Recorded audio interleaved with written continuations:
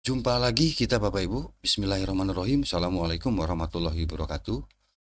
Izin kali ini Bapak Ibu, saya membawa informasi lagi terkait dengan penerimaan peserta didik baru ya tahun pelajaran 2023-2024 Bapak Ibu. Nah, istilah ini kita sering PPDB, yaitu penerimaan peserta didik baru, bahwa kita tidak terasa tahun ajaran baru sudah akan memulai lagi. Ya, kira-kira sekitar 2 bulanan lagi Bapak Ibu ya. PDB akan segera dibuka lagi. Kemudian bagi Bapak Ibu yang memiliki putra-putri usia sekolah tentunya harus segera bersiap-siap ya untuk memasukkan anak-anak kita ke sekolah Bapak Ibu. Baik Bapak Ibu, untuk mekanisme penerimaan peserta didik baru tahun pelajaran 2023-2024 ini masih menggunakan Peraturan Menteri Pendidikan dan Kebudayaan nomor 1 tahun 2021 itu Bapak Ibu. Jadi regulasinya untuk tahun ini tahun 2023-2024 masih menggunakan regulasi yang lama, yaitu nomor 1 tahun 2021 tentang penerimaan peserta didik baru. Nah, ini sesuai dengan surat yang kami terima Bapak Ibu ya dari Kementerian Pendidikan Kebudayaan Riset dan Teknologi tanggal 7 Maret ya, berarti kemarin Bapak Ibu, terkait dengan pelaksanaan PPDB tahun ajaran 2023-2024. Nah, baik, kita coba ya Bapak Ibu, kita bacakan suratnya, saya izin. Nah, ini surat yang kita terima Bapak Ibu untuk pelaksanaan PPDB tahun ajaran 2023-2024. Saya izin untuk membacakan Bapak Ibu ya. Ini surat ditujukan kepada seluruh Kepala Dinas Pendidikan Provinsi dan Kabupaten Kota, serta seluruh kepala unit ya pelaksana teknis yang membidangi pendidikan di lingkungan Kementerian Pendidikan Kebudayaan Riset dan Teknologi Bapak Ibu. Nah, di nomor 1 Bapak Ibu, kami menyampaikan apresiasi kepada seluruh kepala dinas yang telah banyak berkontribusi ya dalam menyukseskan pelaksanaan PPDB tahun 2022-2023, sehingga pelaksanaan PPDB ya tahun kemarin alhamdulillah berjalan dengan baik, tertib dan lancar. Nah, di poin 2 Bapak Ibu, pelaksanaan PPDB ya. Pelaksanaan PPDB tahun ajaran 2023-2024 ini sesuai peraturan Menteri Pendidikan Kebudayaan nomor 1 ya tahun 2021 tentang penerimaan peserta didik baru pada taman kanak-kanak, sekolah dasar, kemudian sekolah menengah pertama, sekolah menengah atas, dan sekolah menengah kejuruan ya. Ini Permendikbud tentang PPDB Bapak Ibu. Nah, ini inti surat itu Bapak Ibu. Jadi intinya bahwa untuk penerimaan peserta didik baru ini masih menggunakan regulasi yang lama. Baik Bapak Ibu, kita kembali ya ke paparan berikutnya. Baik Bapak Ibu, saya coba nanti untuk menyampaikan hal-hal yang penting saja begitu ya, mungkin tidak keseluruhan dibaca, tapi ini informasi yang langsung ke inti ya, bagian pokok Bapak Ibu. Untuk calon peserta didik baru TK di pasal 3 Bapak Ibu, untuk calon peserta didik baru TK ini harus memenuhi persyaratan usia. Jadi paling rendah 4 tahun dan paling tinggi 5 tahun untuk kelompok A. Jadi untuk kelompok A paling rendahnya 4 tahun, paling tinggi 5 tahun. Kemudian untuk kelompok B ini paling rendah 5 tahun dan paling tinggi 6 tahun. Ini untuk kelompok B ya. Ini untuk calon peserta didik baru taman kanak-kanak TK. Kemudian untuk SD di pasal 4-nya Bapak Ibu, calon peserta didik baru kelas 1 SD harus memenuhi persyaratan usia 7 tahun. Kemudian yang B-nya ini, poin B, paling rendah 6 tahun pada tanggal 1 Juli tahun berjalan, tahun 2023 ini berarti. Jadi sekali lagi 7 tahun, kemudian paling rendah 6 tahun per 1 Juli tahun berjalan. Oke. Nah, dalam pelaksanaan PPDB SD Bapak Ibu, ini memprioritaskan penerimaan calon peserta didik baru kelas 1 SD yang berusia 7 tahun. Jadi yang usia 7 tahun itu prioritas ya, wajib diterima gitu Bapak Ibu. Kemudian Yang nomor 3 ini persyaratan usia paling rendah sebagaimana dimaksud pada ayat 1 huruf B.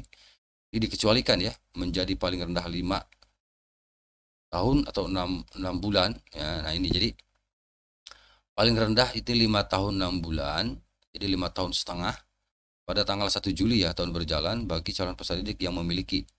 Nah ini kecerdasan dan atau bakat istimewa, kemudian kesiapan psikis. Nah, jadi boleh ya, artinya usia 5,5 tahun, 5 tahun 6 bulan ini boleh masuk ke SD. Tapi ada syarat ya.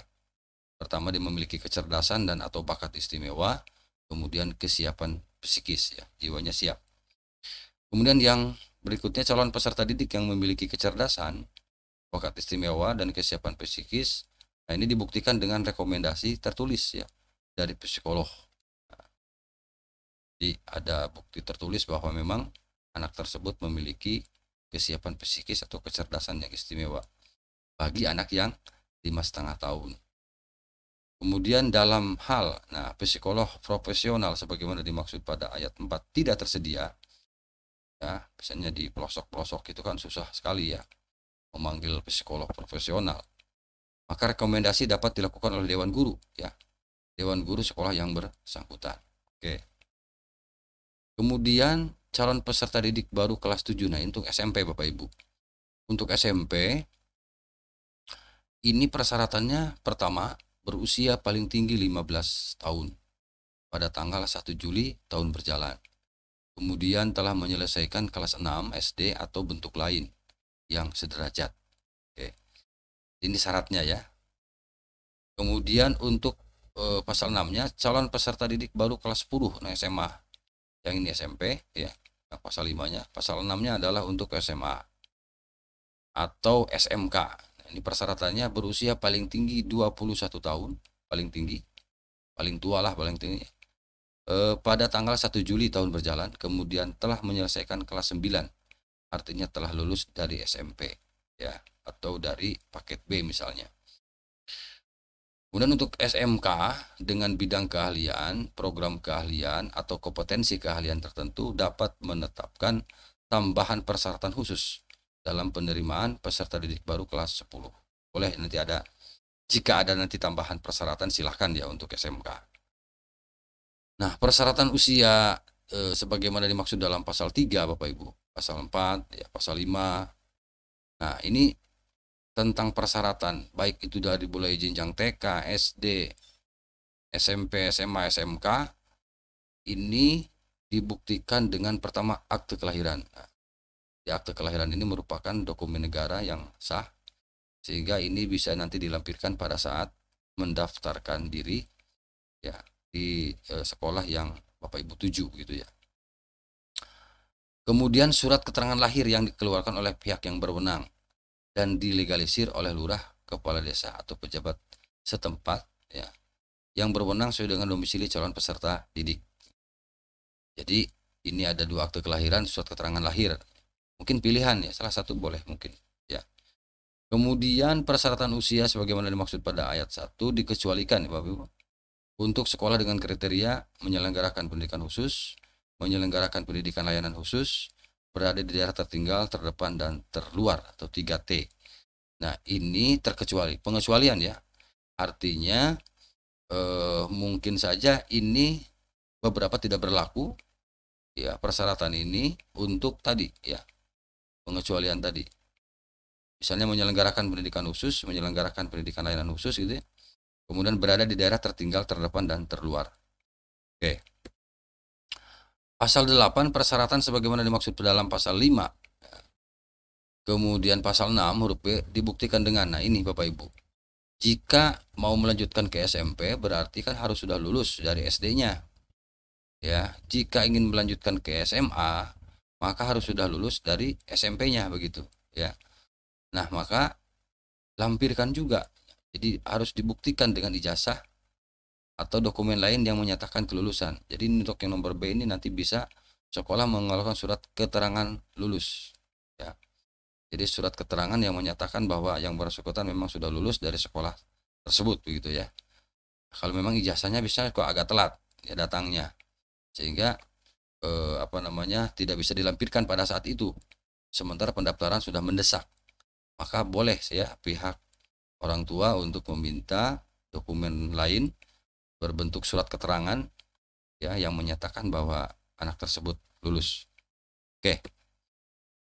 Untuk pasal 9 nih Bapak Ibu. Jadi selain memenuhi persyaratan sebagaimana dimaksud dalam pasal 5, ya Bapak Ibu ya.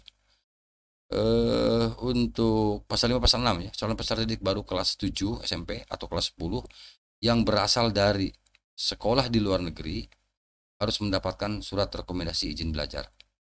Nah, jadi yang berasal dari luar negeri ini harus mendapatkan surat keterangan izin belajar. Siapa yang mengeluarkan surat izin belajar? Di sini di ayat 2-nya disampaikan kepada Direktur Jenderal yang membidangi pendidikan anak usia dini, pendidikan dasar, dan pendidikan menengah.